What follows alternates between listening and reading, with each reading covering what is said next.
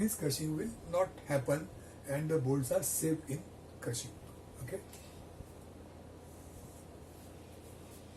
So we have checked the bolts, we have designed the bolts considering shear failure, then we have checked the bolts for the crushing failure. So like that, bolt design is final. Now what is going to be the size of the bolt? We have selected the diameter of the bolt, we have designed it. Length of the bolt, LB is the length of the bolt. How much this is going to be? The length of the bolt will be TF plus the thickness of the nut plus few millimeters extra. Now what is going to be the thickness of the nut?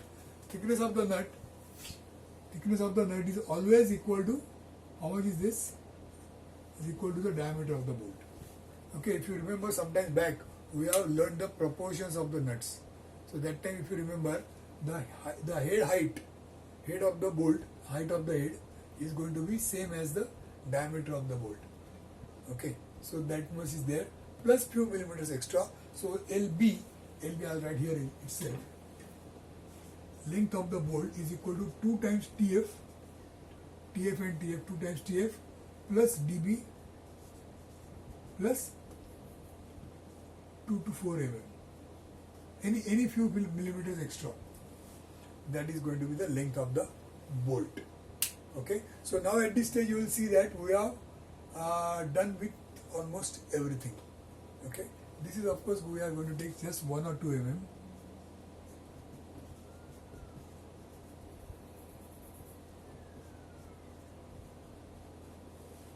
Small step is given so that while assembling you will be able to align the two, and these two holes will come in one line. That's why this step is given.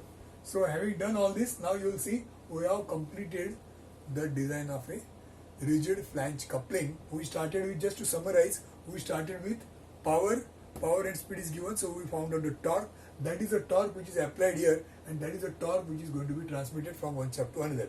So from that torque we have found out the shaft diameter. After finding out shaft diameter, we have done the exercise of designing the keys. Okay, length, width and thickness. Having done that, then the outside diameter of the hub is designed considering the hub as a hollow pipe. So torque equal to shear stress, torque and shear stress formula design equation we have written, and we have decided the outside diameter of the hub.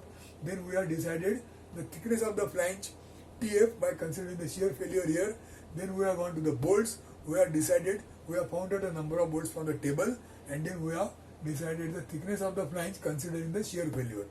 So having done that, next thing was to design the bolts. For designing the bolts, we have seen that the bolts will fail from here by shear failure. Accordingly, the size of the bolt DB is decided. After deciding the shear size of the bolt considering shear failure, next thing is we have checked this diameter of the bolt for the crushing stress. And once this is done, the work is over and we have completed the entire design. The outside diameter D2 is already taken 4 times D, and it doesn't have any criteria of failure.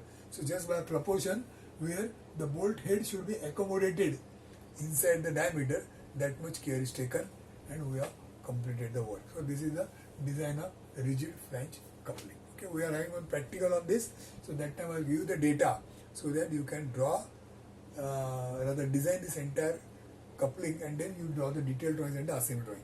Now let me just tell you one thing, that whenever we are preparing the drawings, that time the dimensions are to be given in the detailed drawings.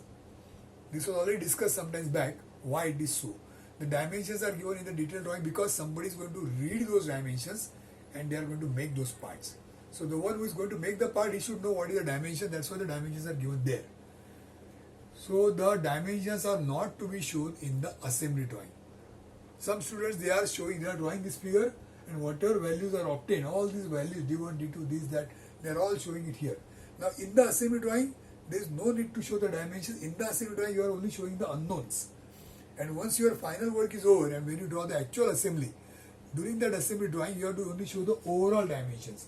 From here to here, and from here to here, outside dimensions, maximum dimensions are shown.